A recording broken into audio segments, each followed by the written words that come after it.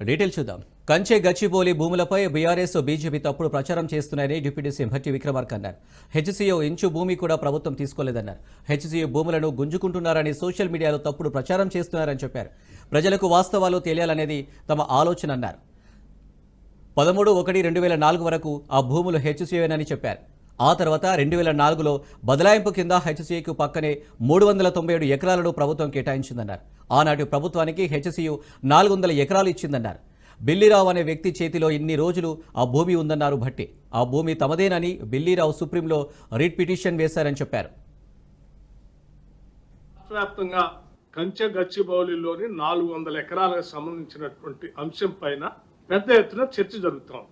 Social మీడియాలో survey number 25లోని కంచె గచ్చిబౌలి 400 ఎకరాలకు సంబంధించి హైదరాబాద్ సెంట్రల్ యూనివర్సిటీ భూములు, ఆ భూముల్ని తెలంగాణ రాష్ట్ర ప్రభుత్వం యూనివర్సిటీ నుంచి గుంజుకొని దాన్ని రకరకాల ప్లాటింగ్ లాగా చేసి అమ్ముకోవటం కోసం ప్రయత్నం చేస్తా ఉంది అని పెద్ద ఎత్తున ప్రచారం జరుగుతూ ఉంది. సోషల్ మీడియాలో సర్క్యులేట్ కూడా చేస్తా ఉన్నారు.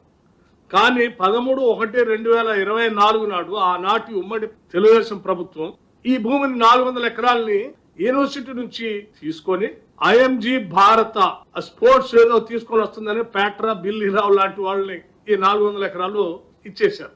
ఆ 400 ఎకరాలకి ఎక్స్చేంజ్ గా అంటే బదలాయింపుగా 397 ఎకరాలు 397 ఎకరాలు 400 ఎకరాలు ఎక్స్చేంజ్ గా బదలాయింపుగా ఆనాటి ప్రభుత్వం 397 ఎకరాలు యూనివర్సిటీకి ఆనుకొని గోపన్పల్లికి అటుపక్కన రాష్ట్ర ప్రభుత్వం ఆ యూనివర్సిటీకి ఇవ్వటం జరిగింది. ఆ 2023లో జరిగిన ఎన్నికల్లో గట్టిగా కొట్లాడి ప్రజల ఆస్తులు ప్రజలకే ఉండాలా అని చెప్పి ప్రజలకు ఇచ్చి వాగ్దానాలు ఇచ్చి మేము అధికారంలోకి వచ్చిన మరుక్షణమే ఇది ఆనాటి నుంచి ఇది ప్రజల ఆస్తి, ఇది ఏదో బిల్లీరావు పేట్రావు చేతుల్లో పోతే ఇది చాలా వేల కోట్ల రూపాయలు విలువైనటువంటి భూమి, ఇది వాళ్ళకే వదిలేయకూడదు, మనం గట్టి కొట్లాడాల్సిందే, ఇది ఏదో రకంగా రాష్ట్రానికి తేవాల్సిందే అని చెప్పి రాష్ట్ర ముఖ్యమంత్రి రేవంత్ రెడ్డి గారి నాయకత్వంలో ఈ రాష్ట్ర కేబినెట్ గట్టిగా నిర్ణయం తీసుకొని ఎట్టి పరిస్థితుల్లో ఇంచి భూమిని కూడా వదిలిపెట్టడానికి లేదు, ఇది ప్రజలకే చెందాలని చెప్పి